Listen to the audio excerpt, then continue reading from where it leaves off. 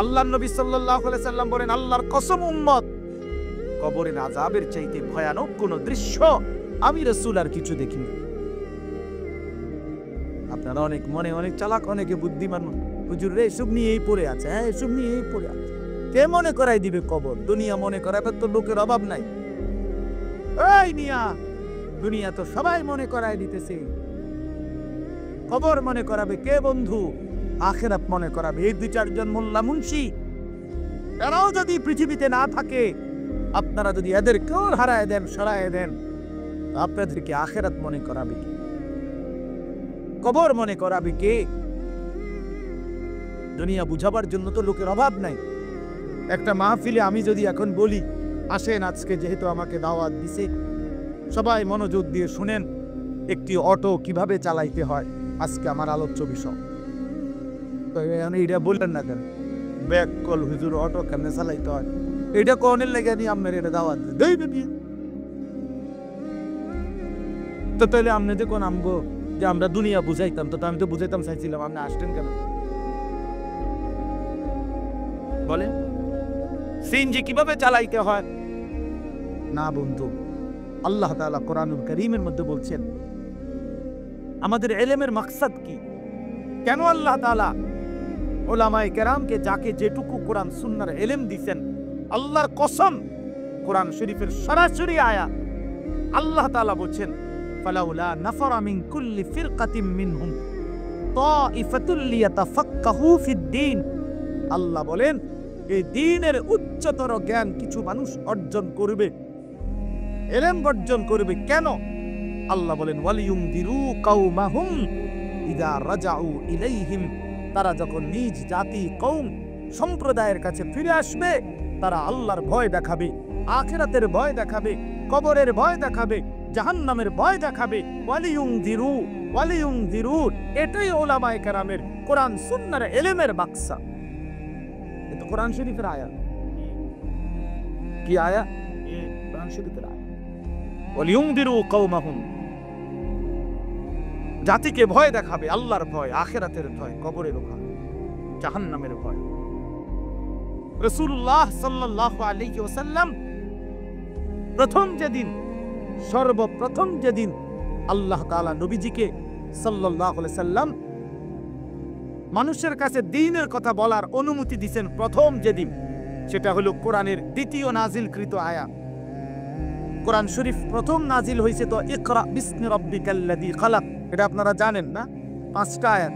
এখানে মানুষের কিছু কইতে কয় নাই, এটা হলো প্রথম নবীজিকে বলছে আপনি পড়ুন, আপনার রবের নাম নিয়ে আপনার রবের কালাম পড়তে শুরু করেন।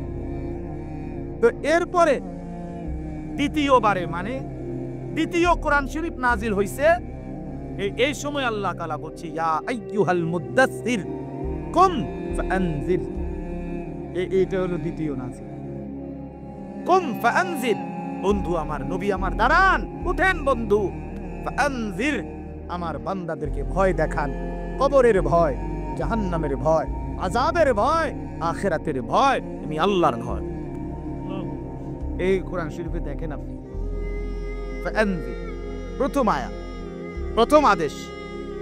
নবী সাল্লাল্লাহু আলাইহি ওয়াসাল্লামের হাদিস আছে, আমরা সব কিতাবে আছে, আপনারাও শুনছেন। নবীজি সাল্লাল্লাহু আলাইহি ওয়াসাল্লাম সর্বপ্রথম যেদিন মক্কার কুরাইশ নিজ কওমকে একটি পাহাড়ের টিলার উপরে সবাইকে ডাকছে, ডাইকা সবাইকে সর্বপ্রথম যেদিন কালেমার দাওয়াত দিছে, ইসলামের দাওয়াত প্রথম যেদিন পেশ করছে, সেদিন নবীজি এই কথা স্পষ্ট বলছে, একেবারে ওই হাদিস স্পষ্ট আছে, ইন্নী নাযীরুন লাকুম বাইনা ইয়াদাই আযাবুন শাদীদ, হে আমার জাতি, আমি তোমাদেরকে ভয় দেখাচ্ছি একটি ভয়ানক, কঠোর, অত্যন্ত মর্মান্তিক আযাবের, যেটা কবরের, জাহান্নামের, আখিরাতের। তোমরা সেই আযাব থেকে বাঁচার জন্য কুলু লা ইলাহা ইল্লাল্লাহ তুফলিহুন, সবাই আল্লাহর কালেমা পড়ো, লা ইলাহা ইল্লাল্লাহ পড়ো, তাহলে নিশ্চিত কামিয়াব হবে, ওই আযাব থেকে বেঁচে জান্নাতি হয়েছে। বাপ আমার, বন্ধু আমার, আমরা আপনাদেরকে আখিরাত মনে করাইলাম, আমরা আপনাদেরকে কিয়ামত মনে করাই, কবরের কথা মনে করে। এই মাহফিল মাকসাদ, এটাই মাকসাদ অন্যতম। এটা গুরুত্বপূর্ণ মাকসাদ। আমাদের জিন্দেগি এই ওয়াজ মাহফিল, এই জুমার খুতবা, চারিদিকের এই মাদ্রাসাগুলোর পড়ালেখার ফিকির, মসজিদ মাদ্রাসা, আল্লাহওয়ালা, আউলিয়া ইজাম, উলামায়ে কেরাম, মুহাদ্দিসিনে কেরাম, মুফাসসিরিনে কেরাম, সবার এই সম্মিলিত যা আয়োজন, দ্বীনি যত আয়োজন সবকিছুর মাকসাদ আখিরাত। বলেন না কি? বলো না ভাই, কি? আখিরাত। দুনিয়া না, দুনিয়া সাজাইতে হয় না, দুনিয়া মালিক এমনিই দেন। কোরআন শরীফে আছে কুলু ওয়া তামাত্তাউ কালিলান ইন্নাকুম মুজরিমুন।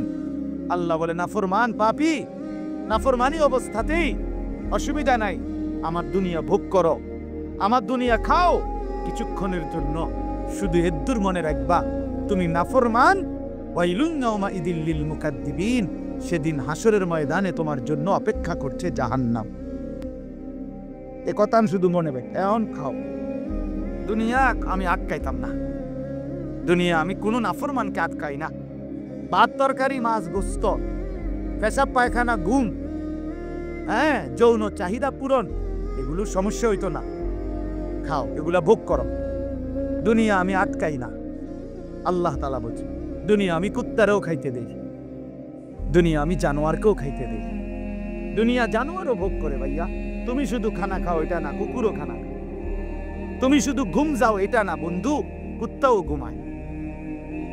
তুমি শুধু পেশাব পায়খানা করো না ভাইয়া, কুকুরও পেশাব পায়খানা করো।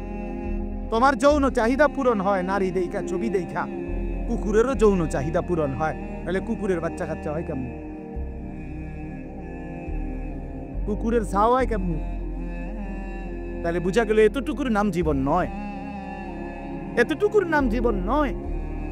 ইদা দুক্কাতিল আরদু দাক্কান দাক্কা ওয়াজাআ রাব্বুকা ওয়াল মালাকু সাফফান সাফফা ওয়াজিআ ইয়াওমাইদিন বিজাহান্নামা ইয়াওমাইদিন ইয়াতাযাক্কার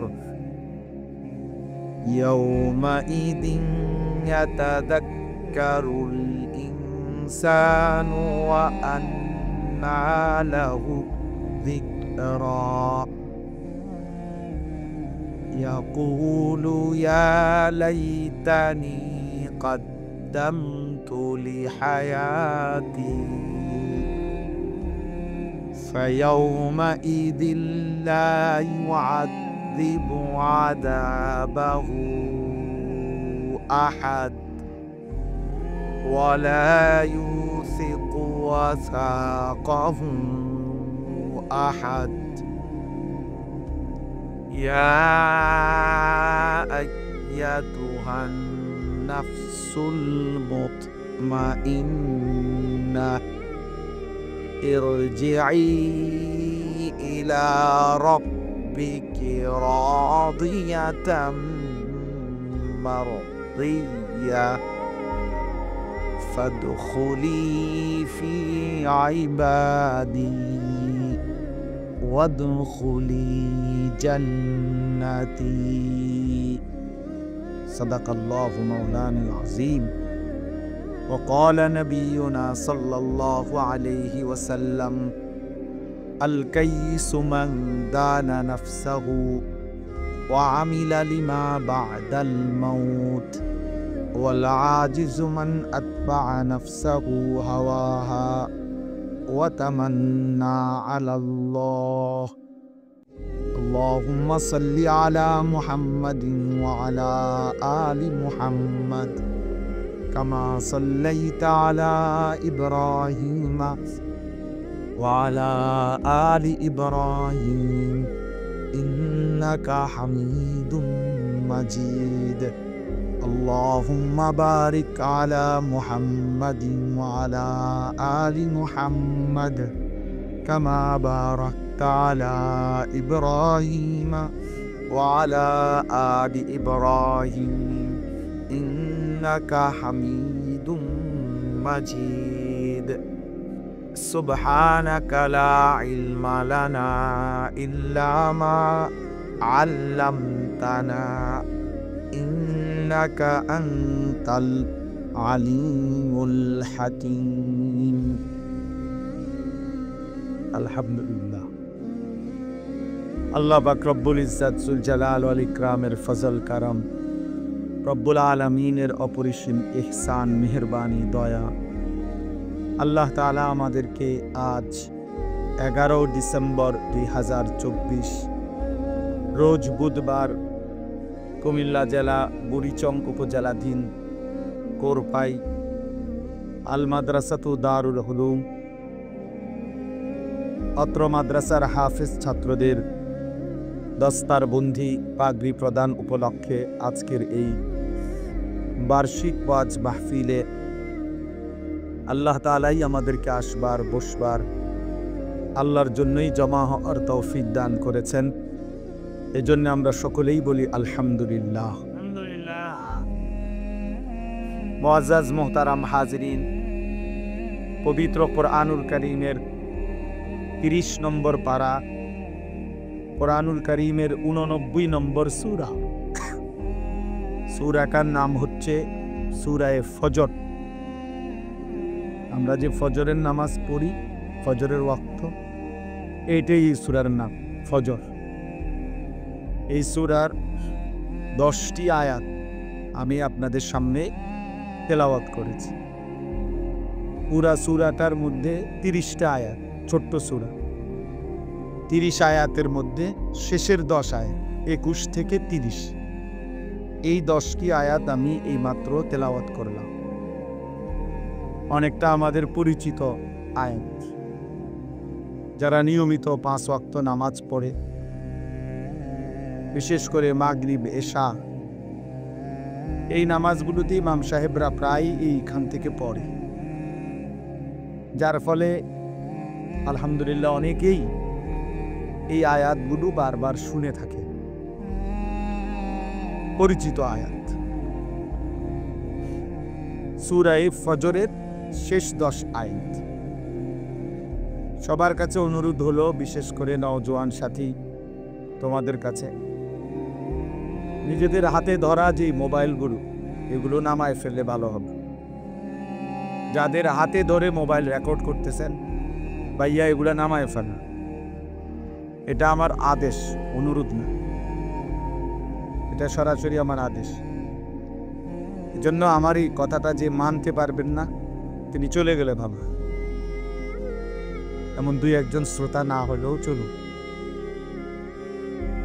এজন্য দয়া করে একজনেও হাতে ধরে মোবাইল রেকর্ড করা যাবে।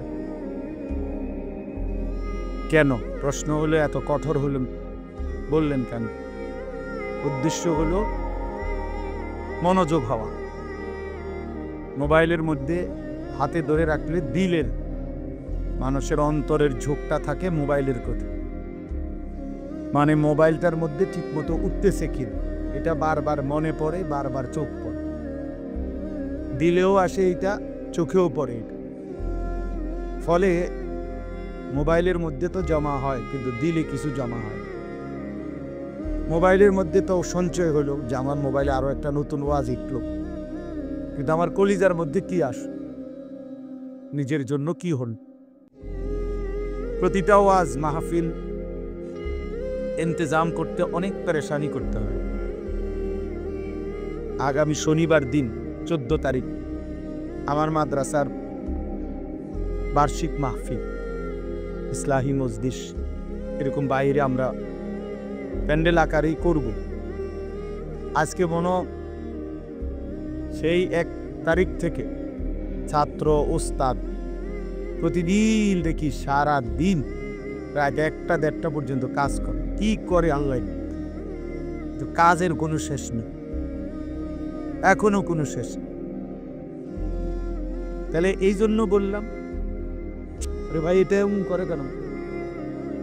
রেসে গায়ে এর মনে নিজের বয়ান আছে,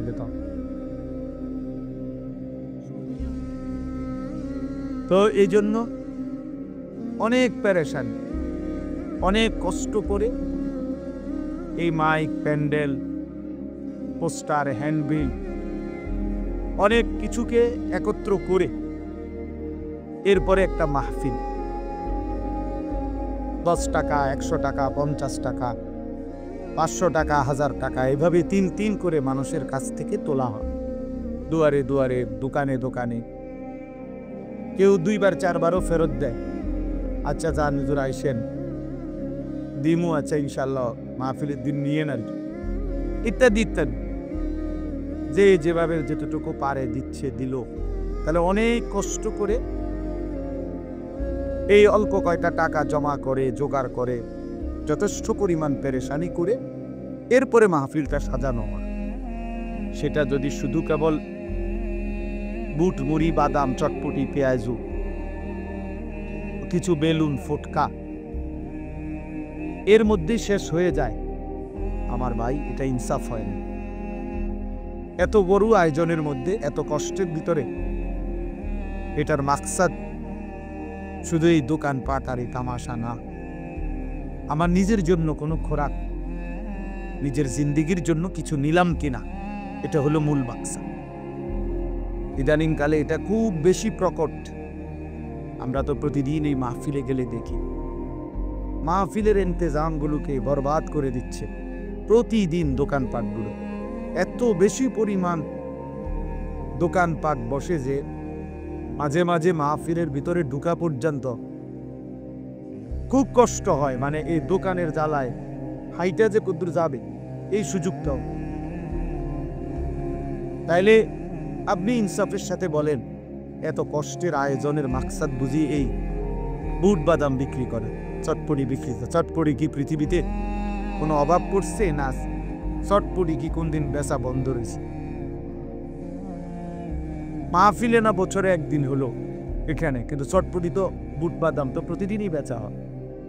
কিন্তু এই গাফেল দোকানদাররা সকাল থেকে আইসে এভাবে জমায়া বসে যে অসংখ্য কিশোর ছেলে, 12, 14, 15 বছরের ছেলেগুলো বাড়ির থেকে তো আসে ওয়াজ শুনবার উদ্দেশ্যে। মা বাপ জানেও এটা ছেলেটা মাহফিলে গেছে, কিন্তু অনেকগুলো ছেলে আছে যারা এই পুরাটা টাইম শুধু শুধু ঘোরে। 10 টাকার বুট খাইছে 1 ঘন্টা লাগায়। আশ্চর্য, এটা কি কথা হল? 10 টাকার বাদাম খাইছে 1 ঘন্টা লাগাইয়া, আড্ডা, দুষ্টামি। এটা তো ভাইয়া জিন্দিগি না, এটা জীবন। সময়ের প্রতি যে যত্নবান না, তার জিন্দিগি কখনোই সুন্দর হয় না, দুনিয়াতেও না, আখেরাতেও না। ইমাম শাফিঈ রাহমাতুল্লাহি আলাইহি বিশ্ববিখ্যাত মুজতাহিদ ইমাম ছিলেন, 4 মাযহাবের একজন ইমাম, ইমাম শাফিঈ রাহমাতুল্লাহি আলাইহি। তিনি বলতেন, আল ওয়াক্তু সাইফুন ইন লাম তাকতাহু কাতাআকা। তিনি বলতেন, সময় হলো তরবারির মতো, তুমি যদি সময়কে না কাটো সে তোমাকে কেটে ফেলবে। অর্থাৎ তুমি যদি সময়কে ভাগ না করো, আমি নাস্তা খাবো এতক্ষণ, দুপুরে বিশ্রাম করবো এতক্ষণ, অফিস করবো এতক্ষণ, বাজার করবো এতক্ষণ, আমি অমুকের সাথে দেখা করতে যাব তখন, এইভাবে যদি একটা ভাগ না থাকে আমার জীবনে সময়ের, ভাগ করা মানে কাটা, সময়টাকে আমি কাটলাম আর ভাগ করলাম, 1 ঘন্টা এই জন্য, আধা ঘন্টায় কাজের জন্য, 2 ঘন্টায় কাজের জন্য, তাইরে তোমার সময় কাজে লাগাইলাম। আর নাই তো সময় তোমাকে কাটতে কাটতে, মানে তোমার উপর দিয়া পার হইতে হইতে নীরবে চলে যাও। হয় তুমি সময়কে কাটবা, নয় সময় তোমাকে কেটে ফেলবে। আপনারা সবচেয়ে সুন্দর, আমি ব্যক্তিগতভাবে বহুদিন এটা পরীক্ষা করে দেখছি, রাত্রে যখন নীরবে কেউ ঘুমায়, লাইট বন্ধ হয়, চারদিকে আওয়াজ যখন স্তব্ধ হয়, তখন যদি কেউ দেওয়াল ঘড়ির দিকে খেয়াল করে, তাহলে কান লাগাইলে বুঝবেন যে দেওয়াল ঘড়ির সেকেন্ডের কাটাটা কাট কাট কাট কাট কাট কাট করে আগাইতেছে। একটা ছোট্ট আওয়াজ হয়, কাট কাট কাট কাট কাট, মানে আমার মনে হয় যেন সে বলতেছে, কাটতেছি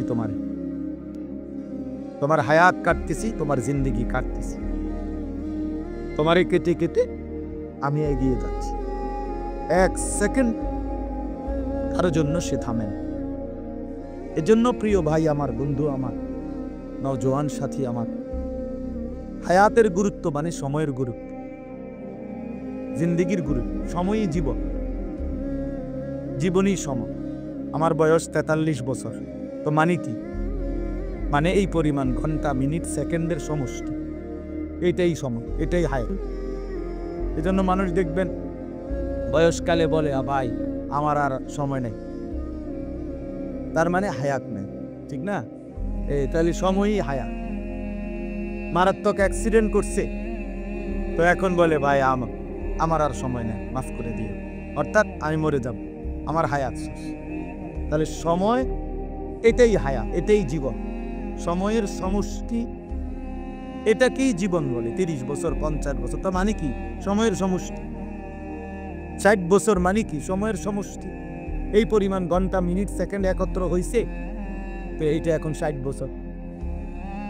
এজন্য হায়াতকে কদর করা, সময়কে কদর করা, গাফলতি থেকে বাঁচা বহুত বড় নিয়ামত ভাইয়া।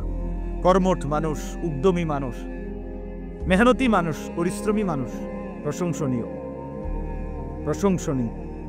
মেহনত কাউকে ঠকায় না, মেহনত কাউকে ঠকায়। আমি জীবনে বহু মানুষ, যে কেউ কত সময় অনেকের, কেউ যদি আমার কিছু লিখে দিতে কয়, কেউ যদি আমার একটা কিছু লিখে দেবে, তা আমি অনেক সময় এটা লিখি। মেহনত কাউকে ঠকায় না, পরিশ্রম কাউকে ঠকায় না। হার লাইনেই পরিশ্রমী কামনা। দুনিয়ার লাইনে কেউ যদি মেহনত করে, তো দুনিয়া তার জন্য আসে। আখেরাতের লাইনে কেউ মেহনত করলে, তো আখেরাত তার জন্য আসে। মেহনত, পরিশ্রম, নিষ্ঠা, আন্তরিকতা, একাগ্রতা, কাজের প্রতি গভীর মনোযোগ কাউকে ঠকায় না। দুনিয়ার লাইনে হোক আর আখেরাতের লাইনে। হালাল হারাম এটা পরের বিষয়, কিন্তু পরিশ্রম করছে সে, সফলতা আসে। প্রতিটা পরিশ্রমের পিছনে সফলতা আছে। এই জন্য আজকে আমাদের ছেলেরা এটা বুঝতে চায়। তোমরা বাবা অনেক ছেলে বুঝো না, জীবনের সবচেয়ে মুখ্যম সময় এই কিশোর, তরুণ, নওজোয়ান, এই হায়াত। এই সময় পুরা শরীর সুস্থ থাকে, পুরা আপাদ মস্তক সুস্থ থাকে। কিছু গড়লে, কিছু করলে, জীবন সাজাইলে, এই সময়টাই সাজাইতে হয়। এই সময়টা যে হেলায় হেলায় নষ্ট করে, মোবাইল, নাচ, গান, ছবি, বন্ধুদের আড্ডা, বুট বাদাম, চটপট, অসৎ আড্ডা, মেয়ের সাথে কথা, মেয়ের সাথে হাঁটা চলাফেরা, সারা রাত মোবাইলে উলঙ্গ ছবি দেখা, হায় হায়। এইটা এক ধরনের অপদার্থ ছাড়া, এক ধরনের অপদার্থ ফালতু ছাড়া তার জীবনে আর কিছু। এক সময় এটা এক ধরনের জন্তু জানোয়ারের মতো, হাইওয়ানের মতো, না ঘুমের কোনো স্টেশন নাই, না জাগার কোনো স্টেশন নাই।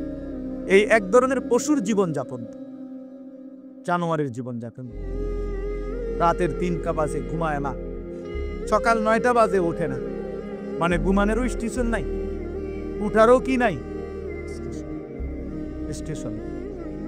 এই জন্য হায়াতের কদর করা ভাইয়া, জিন্দিগির কদর করা। ইউকাল্লিবুল্লাহুল লাইলা ওয়ান নাহার, আল্লাহ তাআলা বলে বান্দা রাত এবং দিন আমি পরিবর্তন করি। তার মানে সময়ের পরিবর্তন করে না আল্লাহ। একটু আগে আলোকিত দিন ছিল, এখন অন্ধকার পৃথিবী, আল্লাহ তাআলা বলে এটা আমি করছি। সূর্য উঠাইছিলামও আমি, সূর্য ডুবাইলামও আমি, চাঁদ উঠাবো আমি, চাঁদ ডুবাবো। তার মানে আমি আল্লাহ এটা করি।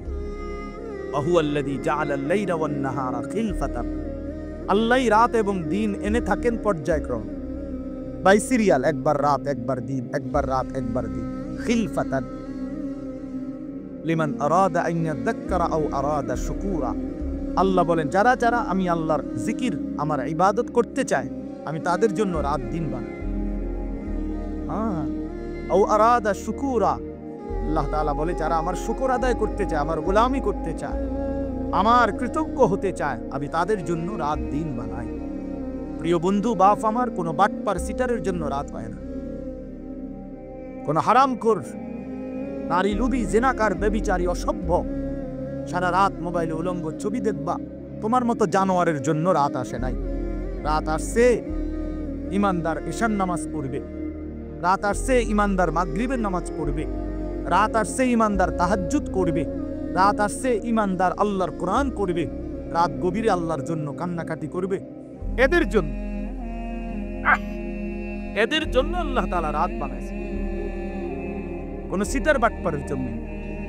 এই জন্য সবসময় মনে রাখবেন, ইমানদার, নামাজি, উলামায়ে কেরাম, কোরআন পড়নেওয়ালা, দিন নিয়ে যারা থাকে, আল্লাহর কসম এদের উসিলায় বাকি বাটপার সিটারটি খায়। বাকি সিটার গুলো এদের উসিলায়। এই যেগুলো হারামখোর, সুদখোর, ঘুষখোর, মদখোর, নেশাখোর, ফুট্টাখোর, বাবাখোর, ডাইলখোর, ইয়াবাখোর, কিস্তিখোর, এই সমস্ত বেহায়া বেপর্দা নারী সভ্য, এগুলো এই মোল্লা মুন্সির উসিলায় রাত খায়। হ্যাঁ হ্যাঁ, এগুলো ইমানদারের উসিলা, যারা সেজদা করে, নামাজ করে, আল্লাহর গোলামি করে, তাদের বরকতে ওরা বেঁচে। আমগরে অনেক সময় বলে না যে হুজুররা কি করে, হুজুররা ঘোড়ার ঘাস পাড়ে। জানো, তুমি হিসাব মিলায় দাও, তুমি কি করো আর আমি কি। এজন্য এটা জরুরি বিষয় মনে রাখো। আল্লাহ তাআলা এখানে স্পষ্ট বলছেন, আমি কেন রাত বানাই, কেন দিন বানাই? আমার জিকিরের জন্য, আমার শুকরের জন্য, অন্য কোন উদ্দেশ্য না। বান্দা যদি সাজদাওয়ালা না থাকতো, আমি পৃথিবী রাখতাম না, আমি পৃথিবী রাখতাম না। হাদিসে আছে, আল্লাহর নবী সাল্লাল্লাহু আলাইহি সাল্লাম বলছেন, যেদিন জমিনে আল্লাহ পাকের নাম বলনেওয়ালা কেউ থাকবে না, তো সেদিন আর পৃথিবীও থাকবে না। আল্লাহর কসম ভাইয়া, সেদিন আসমান ভেঙে যাবে, চাঁদ ভেঙে যাবে, দুনিয়ার কায়নাত তসতস হয়ে যাবে। মানে ইসরাফিল ফু দিবে। রাসূলুল্লাহ সাল্লাল্লাহু আলাইহি সাল্লাম বলছে, কিয়ামত হবে কাদের উপরে? মানে কোন মানুষরা, কাদের উপরে কিয়ামত? ইসরাফিল ফু দিবে, শিরারুল খালক ফিল আরদ। জমিনের মধ্যে সর্বনিকৃষ্ট মানুষ যখন গোটা জমিন একসাথে ভরে যাবে, একজন, আল্লাহর নবী সাল্লাল্লাহু আলাইহি সাল্লাম বলছেন, প্রকাশ্যে রাস্তায় গাধা খচ্চরের মতো মানুষ যখন প্রকাশ্যে রাস্তায় একেবারে উন্মুক্ত জিনা করবে, ব্যভিচার করবে গাধার মতো, আল্লাহ রাসূল বলছে পাকল ইসরাফিল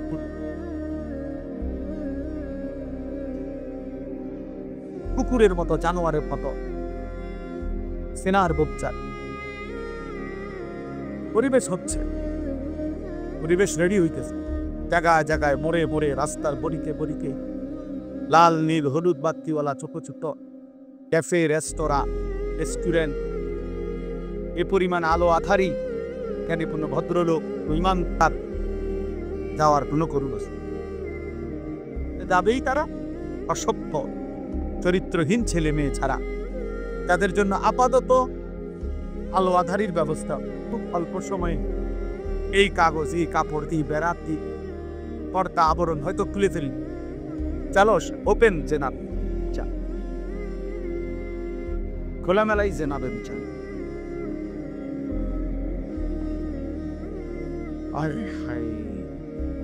তো এজন্য ভাইয়া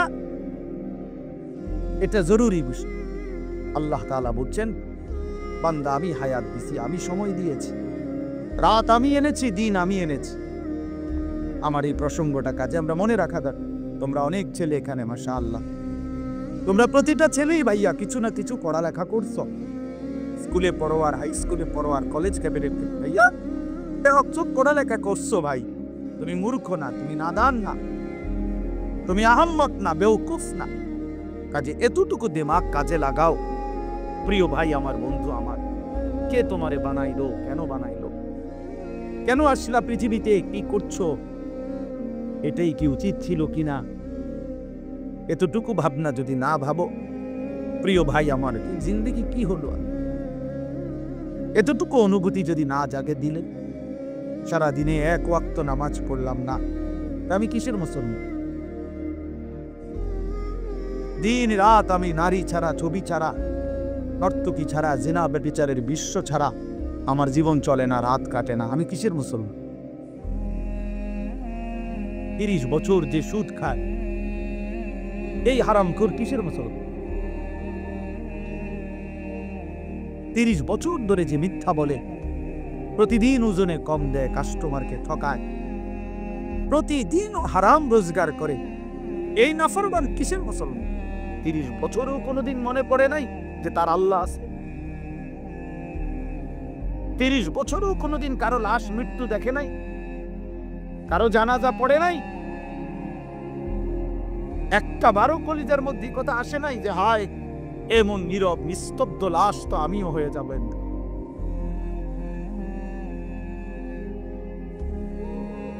কবর দেখলে তো এটা ভাবা উচিত। রাসূলুল্লাহ সাল্লাল্লাহু আলাইহি ওয়াসাল্লাম বলছেন, তোমরা কবর জিয়ারত করো। তোমাদের কবর জিয়ারত করলে 3টা জিনিস উপকার হবে, 3টা ফায়দা হবে। তুজাক্কিদু ফিদ দুনিয়া, দুনিয়ার প্রতি বিরাগ হবে, দুনিয়ার বিমুখতা আসবে, আখিরাতের ফিকির আসবে। ওয়া তুযাক্কিরুল আখিরা, আখিরাতের কথা স্মরণ করবে। ফা ইন্না ফি জিয়ারাতিহা তাযকিরা, কবর জিয়ারতের মধ্যে তোমার নিজের জন্য তুমি উপদেশ লাভ করো। রাসূলুল্লাহ সাল্লাল্লাহু আলাইহি ওয়াসাল্লাম বলেছেন 3টা লাভ। 1 নাম্বার, দুনিয়ার প্রতি বিমুখ হবে, আখিরাতের আগ্রহ বাড়বে।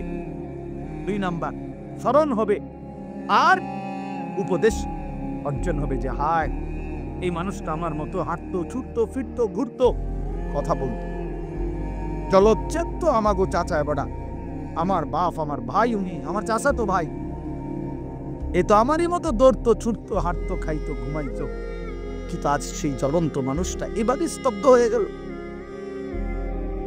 পৃথিবীর কত মানুষ কত আওয়াজ করতেছে, বেচারা একটা শব্দও করে না। যে মানুষটা একটা মশার আওয়াজে ঘুম ভাঙা যেত, আজ এত মানুষের চিৎকার চেঁচামেচি, লাশ কেন নড়ে না? আল্লাহ নবী সাল্লাল্লাহু আলাইহি ওয়াসাল্লাম এক সাহাবীর জানাজা পড়তে গিয়ে কবরের দিকে তাকাইয়া, হাদিসে আছে হযরত বারা ইবনে আযিব রাদিয়াল্লাহু তাআলা আনহু থেকে বর্ণিত, তিনি বলেন আল্লাহ নবী সাল্লাল্লাহু আলাইহি সাল্লাম আমাদেরকে সাথে নিয়ে এক সাহাবীর জানাজা পড়তে গেছেন। জানাজা পড়তে গিয়ে কবরের সামনে তাকাইয়া অনেকক্ষণ কাঁদছেন, খালি কবরের দিকে তাকাইয়া। আমরাও তার সাথে কাঁদলাম।